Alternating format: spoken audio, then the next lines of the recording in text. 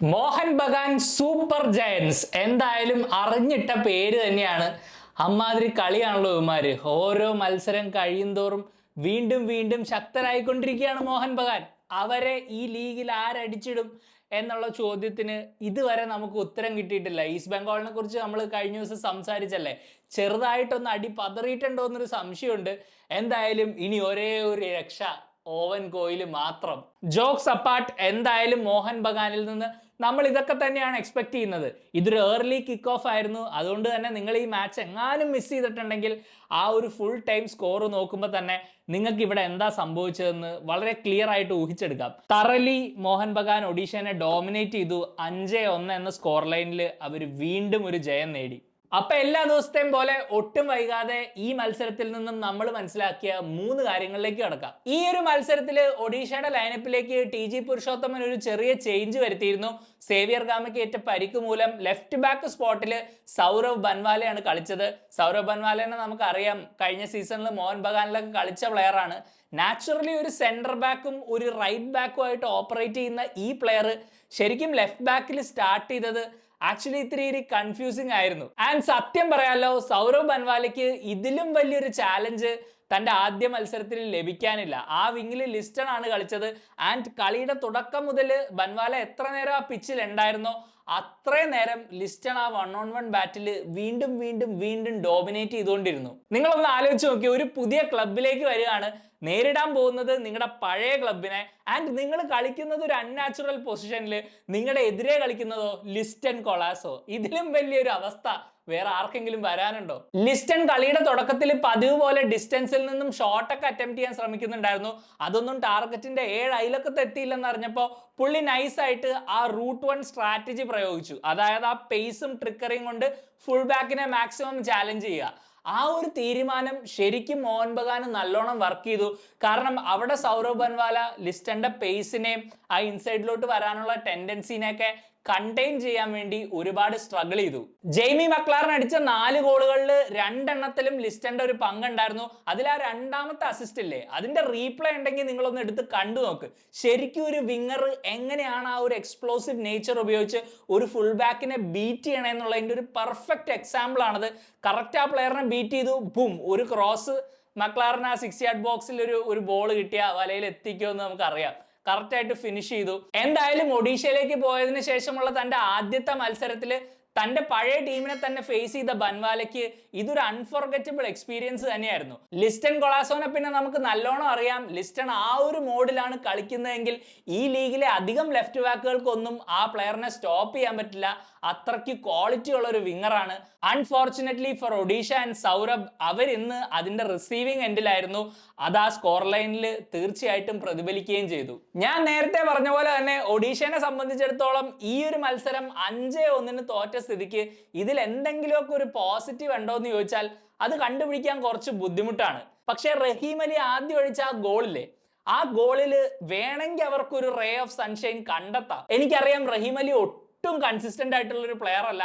അതുകൊണ്ട് തന്നെ ഞാൻ ഇത് വന്ന് ഇവിടെ പറയുമ്പോൾ ചിലപ്പോൾ അതിന് വലിയ പ്രസക്തി ഉണ്ടാവില്ല. ഈവൻ ഈ മത്സരത്തിൽ തന്നെ കളിയുടെ അവസാന നിമിഷങ്ങളിൽ റഹീം അലിക്ക് വീണ്ടും ഒരു ചാൻസ് ഉണ്ടായിരുന്നു. വേണമെങ്കിൽ ഒരു ഗോളും കൂടെ, അറ്റ്ലീസ്റ്റ് ഒരു അറ്റംപ്റ്റ് എങ്കിലും ടാർഗറ്റിൽ അടിക്കാനുള്ളത്. പക്ഷെ അതും പുള്ളിക്ക് അങ്ങനെ കൺവേർട്ട് ചെയ്യാനായില്ല എന്നുള്ളതാണ്. ആ ഒരു സ്ഥിതിക്ക് ഇത് പറയുന്നത് ശരിയാണെന്ന് അറിയില്ല. പക്ഷെ ആ ഒരു ആദ്യ ഗോൾ കണ്ടെത്താൻ റഹീം അലി കാണിച്ച ആ ഒരു ഡിസയർ ഇല്ലേ, ശരിക്കും ആ ഒരു ഓവർ ദ ടോപ്പ് ബോൾ വരുന്നു, അവിടെ ഒരു മിസ്കമ്മ്യൂണിക്കേഷൻ ഉണ്ടായിരുന്നു. അതുകൊണ്ടാണ് റഹീം അലി അവിടെ ക്യാപിറ്റലൈസ് ചെയ്തത്. പക്ഷെ അങ്ങനെ ഒരു മിസ്കമ്മ്യൂണിക്കേഷൻ ഉണ്ടാവാൻ കാരണം റഹീം അലി ആ ഡിസയർ കാണിച്ച ആ റണ്ണ്, ആ ഒരു ഡിഫൻഡറിന്റെ വിശാൽ കെയ്ത്തിന്റെയും ഇടയിലേക്കുള്ള ആ ഒരു റൺ, ആ ഒരു എക്സ്ട്രാ പുഷ് അവിടെ കൊടുത്തോണ്ടാണ് അവിടെ ആ ഒരു കൺഫ്യൂഷൻ വന്ന് പിന്നെ ഒരു ടച്ച് എടുത്ത് വളരെ നീറ്റായിട്ട് തന്നെ ആ ബോൾ ഫിനിഷ് ചെയ്തു. നമ്മൾ ഇതുവരെ ഈ സീസണിൽ റഹീം അലിയിൽ നിന്ന് കാണാത്ത ഒരു തരം ഡിറ്റർമിനേഷൻ ആണ് ആ ഒരു മോമെന്റിൽ നമ്മൾ കണ്ടത്. ശരിക്കും ഒഡീഷനെ സംബന്ധിച്ചിടത്തോളം നമുക്കറിയാം, ഒരു ലോൺ മാൻ അപ് ടോപ്പ് ആണ്, ഒരു ഇന്ത്യൻ ഫോർവേഡ് ആണ്. അതുകൊണ്ട് തന്നെ ഈ സീസണിൽ മെജോറിറ്റിയും റഹീം അലി ഇങ്ങനെ തന്നെ കളിക്കേണ്ടി വരും. കാരണം ഒരുപാടൊന്നും അവിടെ ക്രിയേറ്റീവ് ആയിട്ടുള്ള സംഭവങ്ങൾ ഉണ്ടാവാനുള്ള ഒരു സാധ്യത വളരെ കുറവാണ്. രാഹുൽ കെ പിയും ഈസാക്കും നമുക്കറിയാം, രണ്ടും വൈഡ് വിങ്ങേഴ്സ് ആണ്. അവർ ആ ഒരു ഫൈനൽ തേർഡിൽ ആ ഒരു സെൻട്രൽ ഏരിയയിലൊന്നും ക്രിയേറ്റീവ് ആയിട്ട് റഹീം അലിനെ ഫീഡൊന്നും ചെയ്യാൻ പോകുന്നില്ല. സുഹൈർ ആണെങ്കിലും ആ ഒരു ലെവലിലോട്ട് എത്തുന്നേ ഉള്ളൂ. പിന്നെ ഉള്ളത് പൂറ്റിയ, രോഹിത്, അവരും നമുക്കറിയാം അത്ര ക്രിയേറ്റീവ് ആയിട്ടുള്ള പ്ലെയേഴ്സ് ഒന്നും അല്ല. ആ ഒരു സ്ഥിതിക്ക് റഹീം അലി ഈ സീസണിന്റെ മെജോറിറ്റിയും അങ്ങനെ ഒരു ലോൺ മാൻ അപ് ടോപ്പ് ആയിട്ട് ബോളുകൾ ചേസ് ചെയ്യുകയും ചാൻസുകൾ പ്രഷറിലൂടെ ഉണ്ടാക്കാൻ ശ്രമിക്കുകയും ചെയ്യേണ്ടി തന്നെ വരും. ആ ഒരു ആംഗിളിൽ നിന്ന് നോക്കുകയാണെങ്കിൽ ഈ ഒരു ഡിസയർ ഇല്ലേ, ഈ ഒരു മോട്ടിവേഷൻ ഇല്ലേ, ആ ഒരു ചാൻസ് അവിടെ ഉണ്ടാക്കാൻ അല്ലെങ്കിൽ അങ്ങനെ ഒരു ഓപ്പർച്യൂണിറ്റി അവിടെ ഉണ്ടെന്ന് അറിഞ്ഞ് അങ്ങനെ ഒന്ന് പുഷ് ചെയ്യാൻ കാണിച്ച ആ ഒരു മൊമെന്റ് ചിലപ്പോൾ ചെറിയൊരു പോസിറ്റീവ് ആയേക്കാം. ഒഡീഷ ഓൾറെഡി ഈ സീസൺ 1-2 പോയിന്റ് നേടിയിട്ടുണ്ടെങ്കിലും വേറെ ചില ടീമുകൾ 1-2 മത്സരങ്ങൾ ജയിച്ചാൽ അവർ വീണ്ടും ആ ഒരു റെലഗേഷൻ ബാറ്റിലേക്ക് ഡ്രാഗ് ഡൗൺ ആവും. അങ്ങനെ ഒരു സിറ്റുവേഷൻ വരികയാണെങ്കിൽ അതിൽ നിന്നും പുറത്തിറങ്ങാൻ അവർക്ക് ഗോളുകളുടെ ഒരു ആവശ്യകതയുണ്ട്. ആ ഒരു സിറ്റുവേഷനിൽ റഹീം അലിക്ക് പ്രൊവൈഡ് ചെയ്യാനാവുമോ ഇല്ലയോ എന്നുള്ള വലിയൊരു ചോദ്യം വരും. എന്തായാലും ഞാൻ പറഞ്ഞ പോലെ തന്നെ തിരിച്ചിന്ന് ആ ടീം ബസ്സിൽ കയറുമ്പോഴത്തേക്കും ഒഡീഷയ്ക്ക് പ്രത്യേകിച്ച് പോസിറ്റീവുകളൊന്നുമില്ല. പക്ഷെ റഹീം അലിക്ക് ആ ഒരു ഗോള് ഇത്രയെങ്കിലും കോൺഫിഡൻസ് നൽകിയിട്ടുണ്ടാവുമെന്ന് ആ ഹെഡ് കോച്ചും കൂടെ കളിക്കുന്ന ടീംമേറ്റ്സും ഉള്ളിന്റെ ഉള്ളിൽ ചിലപ്പോൾ പ്രതീക്ഷിക്കുന്നുണ്ടാവും. Let's talk about the man of the moment now, Jamie McLaren. 4 ഗോളുകളാണ് ഒഡീഷയ്ക്കെതിരെ ഈ മത്സരത്തിൽ അടിച്ചിട്ടുള്ളത്. ഇതിനു മുമ്പ് ISL ഒരു മത്സരത്തിൽ 4 ഗോൾ അടിച്ച ഒരു പ്ലെയർ ഉണ്ട്. അയാളെ കേരള ബ്ലാസ്റ്റേഴ്സ് ഫാൻസ് ഒന്നും എന്തായാലും മറക്കാൻ സാധ്യതയില്ല. മുംബൈ സിറ്റിക്ക് കളിച്ചുകൊണ്ടിരുന്ന മോദു സോഗു. നമ്മുടെ ആ മുംബൈയിൽ നടന്നൊരു കളി ഡേവിഡ് ജെയിംസിന്റെ സീസണിലാണ് നമ്മുടെ ഏറ്റവും വലിയ എവേ മത്സരത്തിലെ തോൽവിയാണെന്ന് എനിക്ക് തോന്നുന്നു. 6-1 എന്തോ നമ്മൾ തോറ്റത്. ആ ഒരു മത്സരം ആരും മറക്കില്ല നമ്മളാരും. അതുപോലത്തെ തന്നെ ഒരു പെർഫോമൻസ് ഇന്ന് മക്ലാറന്റെ ബൂട്ടിൽ നിന്ന് വന്നു. ഈ സീസണിലെ എല്ലാ മത്സരങ്ങളിലും ഇപ്പൊ മക്ലാറൻ ഗോളുകൾ അടിച്ചു കഴിഞ്ഞു. 4 മാച്ചിൽ 7 ഗോളാണെന്നാണ് എൻ്റെ ഒരു ധാരണ.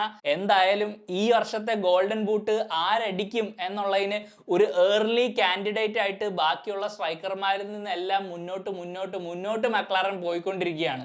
ആൻഡ് ആ ഗോളുകൾ നിങ്ങളൊന്ന് ശ്രദ്ധിച്ചു നോക്കണം. ആദ്യത്തെ ഗോൾ ആ സുബശിഷിന്റെ ക്രോസ് വന്നപ്പോൾ ശരിക്കും ആ 6 യാർഡ് ബോക്സിനെ അറ്റാക്ക് ചെയ്ത് ഒരു ഹെഡറിൽ ഗോൾ അടിച്ചു. രണ്ടാമത്തെ ഗോൾ നിങ്ങൾ നോക്കണം, കംപ്ലീറ്റ്ലി ഓപ്പോസിറ്റ്. അപ്പുറത്തെ വിങ്ങിൽ നിന്ന് ആ ലിസ്റ്റന്റെ കട്ട് ബാക്കിന് വേണ്ടി ശരിക്കും മക്ലാറൻ വെയിറ്റ് ചെയ്യായിരുന്നു. ആ ഒരു 6 യാർഡ് ബോക്സിനെ പുള്ളി അറ്റാക്ക് ചെയ്തില്ല. അവിടെ ഒഡീഷയുടെ ഡിഫൻഡേഴ്സ് ഉണ്ടായിരുന്നു, കുറച്ചൊന്ന് വിഡ്രോ ചെയ്ത് ആ ഒരു സ്പേസ് കണ്ടെത്തി. മനസ്സിലായില്ലേ? ആ ഒഡീഷയുടെ ഡിഫൻസ് അത്രയും പാക്ഡ് ആയിട്ട് ആ 6 യാർഡ് ബോക്സ് നിറച്ചിരിക്കുമായിരുന്നു. മക്ലാറൻ പക്ഷെ അങ്ങോട്ട് അറ്റാക്ക് ചെയ്തില്ല. പുള്ളി ഒന്ന് ക്ലെവർ ആയിട്ടൊന്ന് പിന്നോട്ട് മാറി ആ കട്ട് ബാക്ക് വരാൻ വെയിറ്റ് ചെയ്ത് കറക്റ്റ് എവിടെ ഫിനിഷ് ചെയ്യണമെന്നുള്ള സ്പോട്ട് കണ്ടെത്തി അവിടെ ഫിനിഷ് ചെയ്തു. അതൊക്കെയാണ് ഒരു ബുദ്ധിയുള്ള സെൻട്രൽ ഫോർവേഡിന്റെ ഒരു മൂവ്മെന്റ്. കാരണം ഇതൊന്നും നമുക്ക് കോച്ച് ചെയ്യാൻ പറ്റില്ല ഒരു പ്ലെയറിനെ. ഇത് നാച്ചുറലി വരുന്നൊരു ഇൻസ്റ്റിങ്ക്റ്റ് ആണ്. ലൈക്ക് എങ്ങനെയാണ് ഒരു ഇന്റലിജന്റ് ഫുട്ബോളറിന് മാത്രമേ അങ്ങനത്തെ സിറ്റുവേഷനിൽ അങ്ങനത്തെ പൊസിഷൻസ് ടേക്കപ്പ് ചെയ്യാൻ പറ്റുള്ളൂ. ആൻഡ് മക്ലാറൻ ഈ ലീഗിലെ തന്നെ one of the most intelligent central ഫോർവേഡുകളാണെന്നുള്ളതിന്റെ ഒരു ബിഗ് എക്സാമ്പിൾ ആയിരുന്നു ഇന്നത്തെ മത്സരം. ആ 2 ഗോളുകളിൽ നിർത്തിയില്ല, ഹാട്രിക് നേടി. മോഹൻ ബഗാന് വേണ്ടി മക്ലാറൻ അടിക്കുന്ന ആദ്യത്തെ ഹാട്രിക്, അതിനുശേഷം ഒരു ഗോളും കൂടെ ആഡ് ചെയ്തു. അങ്ങനെ 4 ഗോളുകൾ അടിച്ച് ഈ മത്സരത്തിൽ തന്റെ ആധിപത്യം എല്ലാവർക്കും കാണിച്ചു കൊടുത്തു ഈ പ്ലെയർ.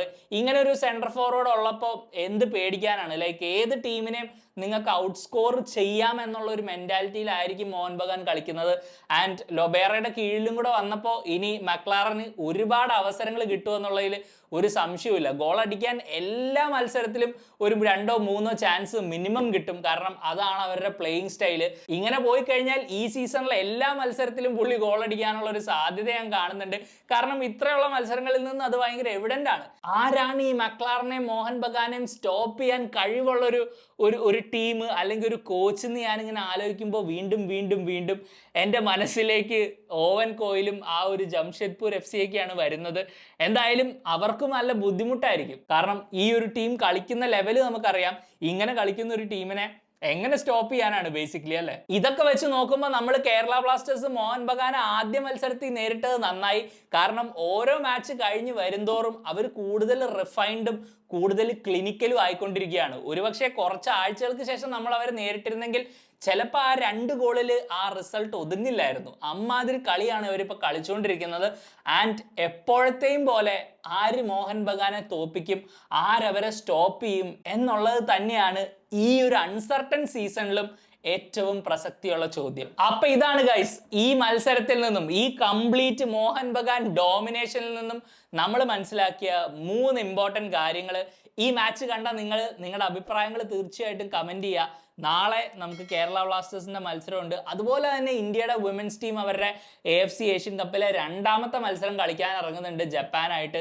ഈ 2 മാച്ചും ഞാൻ കാണുന്നതായിരിക്കും. 2നെ കുറിച്ചും വീഡിയോ ചെയ്യണമെന്നാണ് എൻ്റെ ഒരു പ്ലാൻ. എന്തായാലും നിങ്ങൾക്ക് സമയമുണ്ടെങ്കിൽ തീർച്ചയായിട്ടും വിമൻസ് ടീമിന്റെ കളി കാണാൻ ശ്രമിക്കുക. ബിക്കോസ് അവർക്ക് ആ ഒരു സപ്പോർട്ട് അവർ ഒരുപാട് ഡിസേർവ് ചെയ്യുന്നുണ്ട്. അതിനുശേഷം പിന്നെ നമുക്ക് ചെന്നൈ ആയിട്ട് എന്താവും എന്ന് നമുക്ക് കണ്ടറിയാം. അതിന്റെ വിശേഷങ്ങളുമായിട്ട് ഞാൻ നാളെ വരുന്നതായിരിക്കും. അപ്പൊ you take care. Bye for now.